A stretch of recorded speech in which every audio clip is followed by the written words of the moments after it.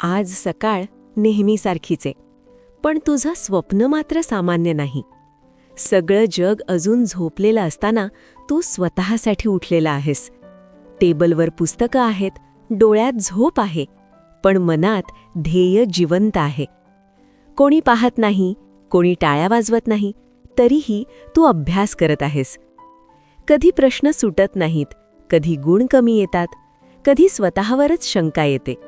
पण लक्षात ठेव, संघर्ष हा त्रास नाही, तो यशाची किंमत आहे.